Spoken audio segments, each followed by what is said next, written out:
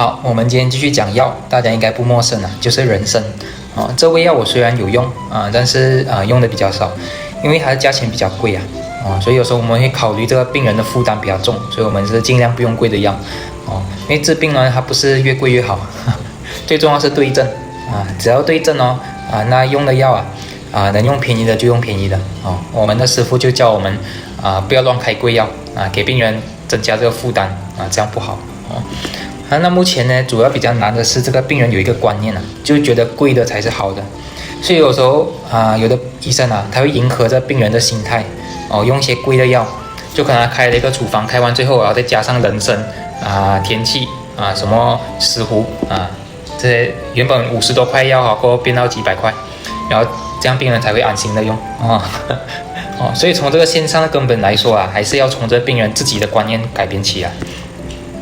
另外呢，還有一些人就認為這個吃人參它可以養生嘛，可以延年益壽所以自己時常都吃結果很多人是吃到怎麼樣？吃到上火吃到反而一生病不舒服，然後又要去找醫生了我們就看到就很冤枉其實那麼這種情況呢，其實從古至今都有的而且好像越來越嚴重了尤其現在你不要說人參，就是很多保健品都是這樣越來越方便嘛所謂我們講方便出下流，越方便就越容易出現這個表面的功夫表面功夫，所以養生現在變成是跟大家比較誰吃的藥多，誰吃的保健品多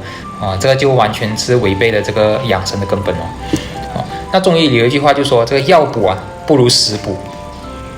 什麼意思呢？就是食物我們每天吃的食物才是真正的補藥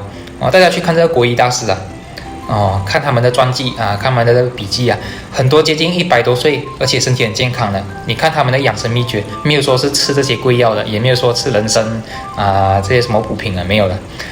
都是吃什麼生薑枸杞然後或者是山藥，這些都是食物來的所以真的是不會養生，就真的是很冤枉賠了夫人又折兵是吧？所以我們有一句話就是說我們要學養生不要跟科学家學，也不要跟這個商人學要跟什麼？要跟這些100歲的老人學因為他們是這個實踐出真知都是實踐出來的真知灼見所以這個要學對不能學錯。那我們之前就聽了一個笑話，就是說一個村莊有100岁老人嘛，所以2個科學家他就去拜訪他拜訪呢，看到這個100岁老人他們吃的東西不符合科學，那麼不營養不健康就跟他們說，教他們要怎麼吃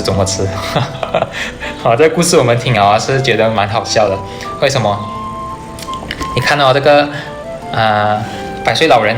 他們用一生已經實踐出能夠長命100歲，然後又不生病健康的道理了然後現在還要這個科學家來教有點像什麼班门弄斧了反而是應該這科學家向這個老人家學習，是吧？這個才是真正的科學，因為科學家他是主要是做實驗嘛社會研究或者是社會的統計學所以他們是最多也是在老鼠上面研究出什麼藥有什麼用。但是這個100歲老人不同他們是進行人體實驗是用自己的生命來驗證這些真理這些道理所以我們真正的應該學習應該是向100歲老人学他們才是最接近這個實際情況的，是吧？我們不能向老鼠去學嘛所以這個大家要能夠分辨我們現在市面上很多信息的這個對錯，還有這個可信度可信度很重要不要信錯的人。好那我們再來看這個本草經他講這個人參味甘微寒所以我們知道人參也是甘味家族它可以治療一些急症緩解急症。所以我們以前古人有一個方子叫做獨參湯就是一味藥，就是人參罷了，就專門治療休克這種急症的那麼微寒呢，就說它是藥性偏涼一點，可以清熱那麼這裡就大家可能有疑問這個人參不是會上火嗎？怎麼會清熱其實這裡指的人參是參賽參參賽參就是說這個人參的野生人參，它原材料直接拿去晾乾，晾乾以後就拿來用的，這個叫參賽參它的药性呢就是偏涼的但是我們現在一般市面上的很多用的都是紅參。紅參呢就是把這個參賽參再拿去蒸蒸了過後就把它曬乾那麼這個泡制的過程呢就導致這個藥它的藥性從涼的變到溫了所以有些人他吃多了這個紅參他就容易上火是這個原因。所以我們講這個加工的過程啊，好像前2集我們都講了，加工不一樣啊，它對這個中藥的作用的影響是不同的啊，所以這個大家也要特別的注意了。主補五臟，安精神，定魂魄，止驚悸，除邪氣，明目開心益智。好，首先我們看補五臟，五臟就是五臟嘛，就是說我們的內臟器官。那為什麼說五臟？因為中醫講啊，五臟是藏精氣而不泄的所以補五臟的意思就是說補精氣補我們的精力體力那麼中醫就把這個推動人體正常運作的這個原動力就稱為精氣啦，精華之氣嘛像我們來看的這個話，其實就是說它有調節腎上腺激素的作用大家要知道，我們白天能夠保持清醒，然後我們有體力能夠幹活，是吧？靠的就是這個腎上腺激素的這個調節啦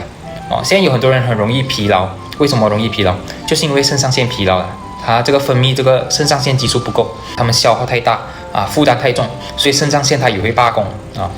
那麼人參呢，就是針對這個下手的所以這裡叫補。所謂的補大家不要以為是好像這個汽車沒油了，我們給它加油，這個叫補，不是這樣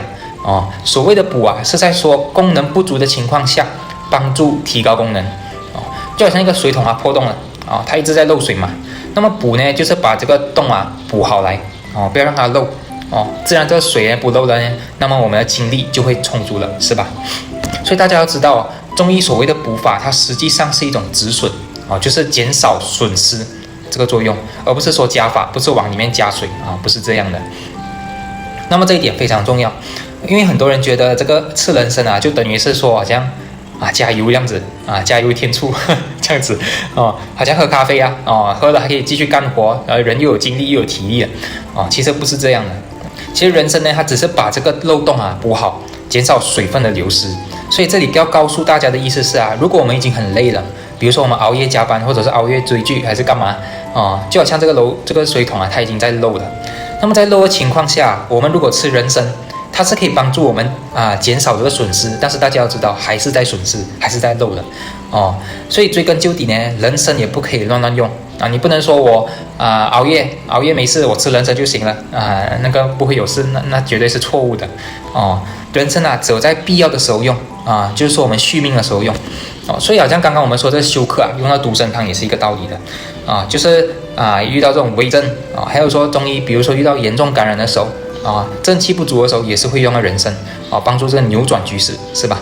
所以大家平時呢就不要亂用這個人參講我們平時累一下就用人參，其實它很可能會透支這個腎上腺的功能所以導致最後呢這個腎上腺更加疲勞了會有惡性循環。所以最好的辦法就是什麼？就是休息，是吧？那麼現在大家更常見的不是吃人參，反而是吃什麼？喝咖啡咖啡就更加壞了。為什麼？咖啡它是掩蓋這個疲勞來發揮提神的效果的，因為每個人的精力是有限的，大家要知道，我们是用的多就累得快，用的少就可以持續久一點，用的久一點。那麼人體它是怎麼調節這個過程呢？很有趣的，在我們白天清醒幹活的時候人體需要用的能量是吧？那麼我們人體在產生能量的過程當中就會產生這個負的代謝產物，叫做腺苷這個腺苷呢就會讓人產生這個疲勞的感覺了。所以等於說我們白天幹活的越多腺苷累積越多，我們就越容易感覺到累。這個應該是正常的過程嘛，是吧？你用的多，那你們就累得快，那你就要多休息嘛，是吧？那麼這個為什麼我們說咖啡很壞因為咖啡可以阻斷腺苷讓人體感覺到疲倦的這個信號等於說人體很累那我們現在一喝咖啡就把身體給欺騙了以為自己身體還有精力還有體力可以繼續幹所以它就會導致人體在暗地裡慢慢透支。所以我們和大家說咖啡也是药不是必要絕对不要用。而人參的話也是會透支這個腎上腺的所以也是能夠不用就不要用，最好是累了就休息這個是天然的補藥不要逞強好，那我們接着看這個《本草經》說安精神、定魂魄、止驚悸，這個就很好理解安精神就是說安神嘛那麼為什麼說定魂魄？因為被嚇壞了，是吧？我們說魂飛魄散然後後面說這個驚悸，就是說這個因為驚嚇引起的心跳加快，這就要驚悸了。所以人參它就有這個安神壓驚的作用其實還是因為調節腎上腺激素，因為我們說這個腎上腺激素它是抗壓激素，它可以幫助我們對抗壓力、對抗危機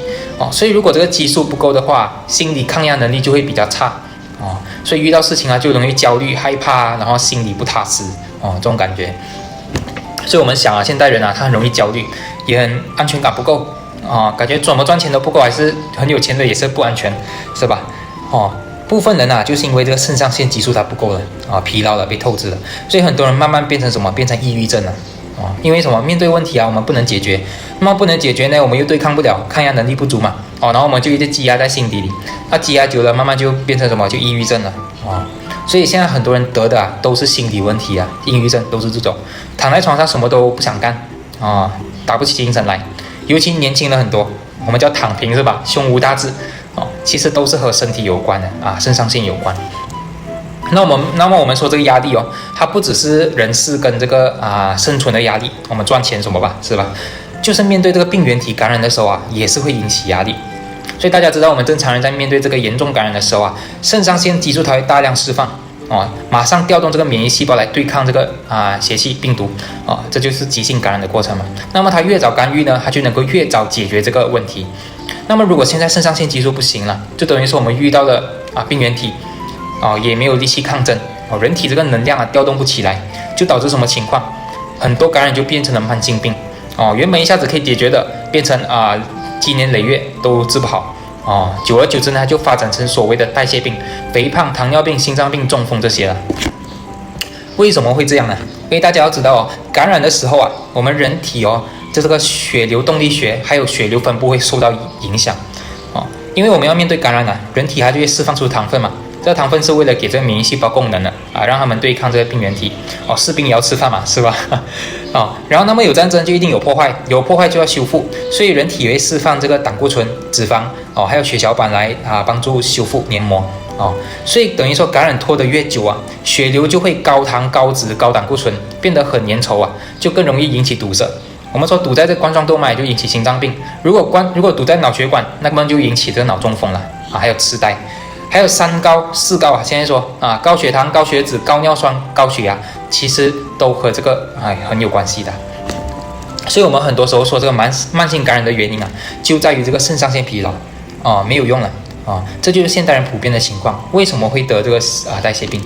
還有很多過敏的問題現在也是越來越多也是因為腎上腺疲勞腎上腺好的人一般都不會出現這個過敏的問題，因為他抗壓得了他能夠解決這個問題嘛敵人打過來他可以馬上還擊那個敵人他就怕了，他就不會亂來了，是吧？那麼腎上腺疲勞是怎麼樣？敵人打過來我們不馬上還擊，那敵人以為我們好欺負軟柿子好捏，是吧所以它就會變成一個慢性的問題正邪交爭，反覆千言不癒，就形成一個慢性病了。所以本草經後面就說除邪氣因為人參它可以調動這個抗壓激素腎上腺嘛，它可以對抗這個感染，所以中醫在病人調動不上來能量的時候它就會用到這個人參那麼最後說的這個明目、開心、益智，這些也都是和腎上腺作用有關係的。在遇到危險的時候我們的視力會變好，為了看清眼前這個情況所以明目。那麼開心、益智就是說可以提升醒腦能夠提高我們判斷局勢的能力的，也都是這個腎上腺激素的作用這就是人參的作用了。好，那麼我們最後總結一下這個今天的重點。第一點呢，就是不要依賴這個藥物養生，而是要回歸生活累了就要休息，絕對不要透支更加不要用咖啡、人參這種東西來續命只要是投機取巧的東西都是違反自然的，都是不利於大家養生的。所以大家我們要看這個百歲老人還有這些國醫大師都沒有用這個人參來保養的反而都是很多追求名利的人在用為什麼？買一個保險我們說他們知道這個追求名利追逐名逐利一定會生病，身體一定會受不了，所以平时也要吃，也要幫助養生目的是要給自己安心所以告訴大家是很有限的，因為違反了身體這個運作規律那麼這樣你吃人參吃靈丹妙藥，神仙下凡也是幫不了我們的，這一點非常重要。那麼第二點就是要知道這個感染呢，它不是小問題，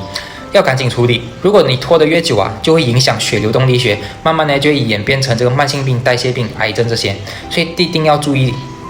治療感染最好是用自然的方法，不要用西藥对抗否則很容易耐药反复，尤其是我們說這個腸道慢性感染，因為大家很多時候吃得不好亂吃東西不會吃，所以很常見。而且這種消化道感染呢，你用西藥的效果也不好，因為很多西药首先都是傷胃的，你用抗生素又引起耐药，破壞這個腸道菌群，是吧？所以大家呢就不要貪方便啊，想着一勞永逸哦，那個是不行的哦，還是要腳踏實地哦，要從生活衣食住行上面下手，從實地上面去落實啊這些養生的方法。好，那我們今天的視頻呢就到這裡啊，如果喜歡我們視頻啊，可以按讚訂閱啊，也分享出去。如果大家有什麼意見看法呢，也可以留言告訴我們。好，謝謝大家，我們下次再見。